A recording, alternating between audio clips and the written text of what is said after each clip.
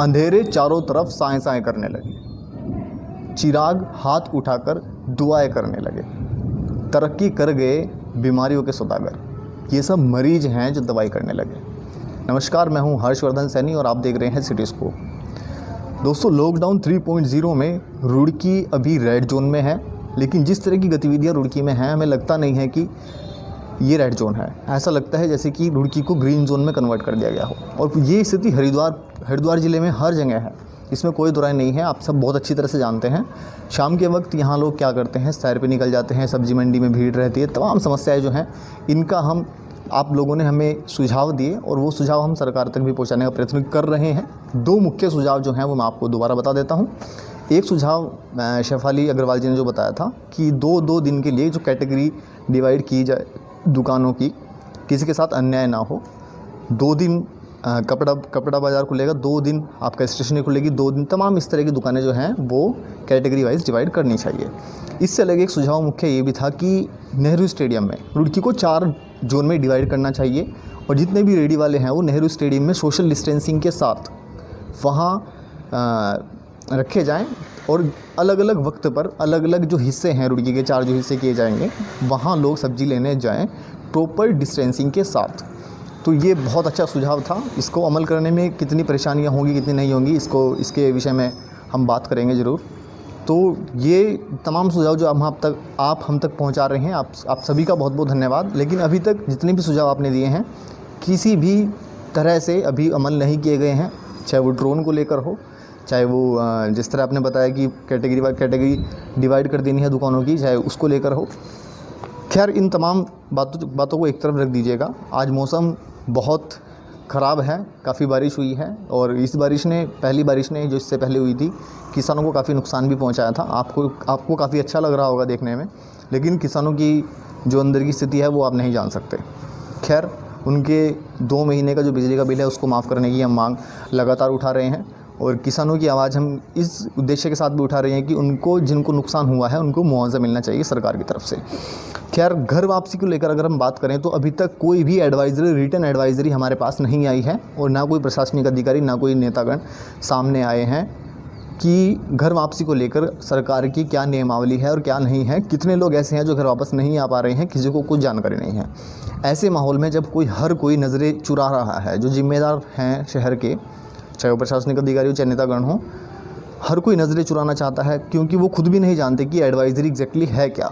ऐसे में एक विधायक हैं हमारे मंगलोर विधायक काजी निज़ामुद्दीन साहब, वो सामने निकल कर आए और उन्होंने कहा कि अगर कोई उनके क्षेत्र का व्यक्ति बाहर फंसा हुआ है तो आप उन तक अपना मैसेज दे सकते हैं व्हाट्सएप के ज़रिए, फ़ोन नंबर के ज़रिए। मैं आपको स्क्रीन पर फ़ोन नंबर, व्हाट्सएप नंबर दे देता हूँ और डायरेक्टली आप उनसे मिल भी सकते हैं उनकी आवाज़ पर।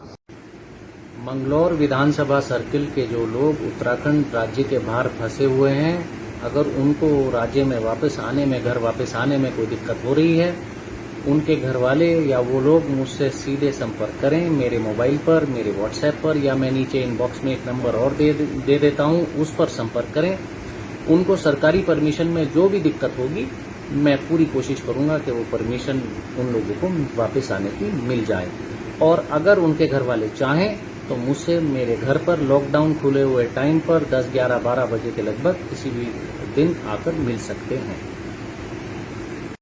तो ये बहुत ही अच्छी उन्होंने जो सुझाव दिया है और यहाँ मैं बहुत तारीफ़ करना चाहूँगा उनकी, क्योंकि पहले भी उन्होंने एक बार क्षेत्र के लोगों के लिए आवाज़ उठाई थी राशन को लेकर, और दोबारा उन्होंने जो कदम उठाया है ये सिर्फ अपनी आवाम के लिए उठाया है। और ऐसे हर विधायक को सामने आना चाहिए, हर नेतागण को सामने आना चाहिए, क्योंकि अब शहर के लोगों को, गांव के लोगों को आपकी ज़रूरत है। उन्होंने आपको वोट दिया है तो आप इस मुश्किल घड़ी में उनके साथ खड़े हों, क्योंकि अगर आप अभी नहीं खड़े हुए तो उनका भरोसा उठ जाएगा। और घर वापसी को लेकर लोग कितने परेशान हैं आप शायद नहीं जानते हैं। लोग बहुत परेशान हैं, तमाम फ़ोन कॉल्स हमारे पास आती हैं, हम भी उनको सांत्वना ही दे सकते हैं और गुजारिश कर सकते हैं प्रशासनिक अधिकारियों से, नेतागण से, लेकिन अभी तक कोई भी स्पष्ट गाइडलाइंस नहीं आई है। नतीजा ये होता है कि वो डायरेक्टली उनको एक बार कंफर्म कर देना चाहिए कि आ सकेंगे या नहीं आ सकेंगे, दैट शुड बी क्लियर। लेकिन अभी तक ऐसा नहीं हुआ है, कुछ भी क्लियर नहीं किया गया है। नतीजा ये है कि वहाँ प्रशासनिक अधिकारियों के ऑफिस के बाहर लंबी लाइन खड़ी लगी रहती है, उसमें काफ़ी भीड़ भी हम देखते हैं। तो ये वहाँ सोशल डिस्टेंसिंग का उल्लंघन भी होता है, किसी को फ़ायदा भी नहीं मिलता है, उनकी सिर्फ एप्लीकेशंस लेकर रखी जाती हैं और धरातल पर क्या स्थिति है, क्या नहीं है, क्या घोटाला राशन में चल रहा है, क्या नहीं चल रहा है, ये बिल्कुल भी वाकिफ़ नहीं है, क्योंकि क्षेत्र में लगातार एक्टिव नहीं है। तो तमाम नेतागणों और प्रशासनिक अधिकारियों से मैं हाथ जोड़कर निवेदन करता हूं कि इस मुश्किल घड़ी में हरिद्वार ज़िले का साथ दें। और हम रेड जोन में आ चुके हैं, क्योंकि अभी मैंने आपको बताया था कि ऋषिकेश एम्स में एक जो कोरोना पॉजिटिव पाया गया है खाताखेड़ी गांव का भगवानपुर के पास, तो ये एक संकट की घड़ी है और संकट का एक विषय भी है।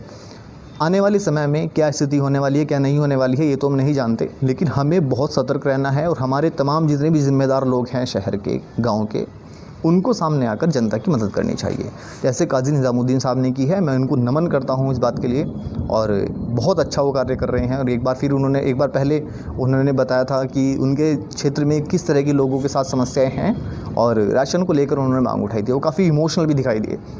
तो बिल्कुल मैं तहे दिल से धन्यवाद देना चाहूँगा और आप सभी लोगों को मैं कहना चाहूँगा कि आप अपनी आवाज़ ज़रूर उठाएं, क्योंकि अगर आप आज अपनी आवाज़ नहीं उठाते हैं तो कल भारी नुकसान हो सकता है।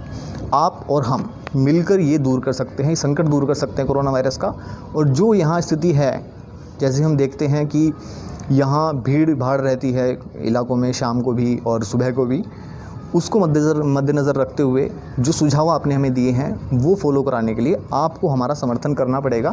कमेंट के माध्यम से आप हमें सुझाव भी भेज सकते हैं अपना। अगर आप समर्थन करते हैं तो भी आप हमें अपनी राय भेज सकते हैं।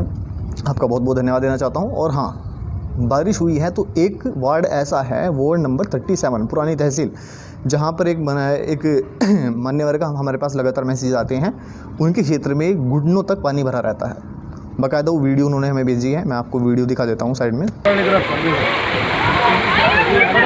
बैठ जमा के चलिए। हाँ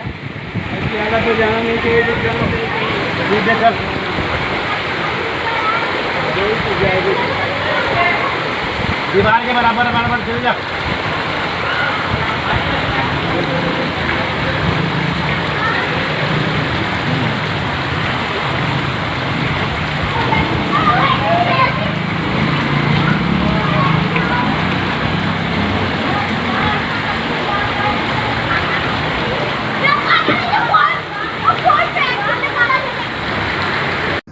और ये बहुत चिंताजनक विषय है ऐसे वक्त में जब कोरोना वायरस का खौफ पूरे क्षेत्र में फैला हुआ है।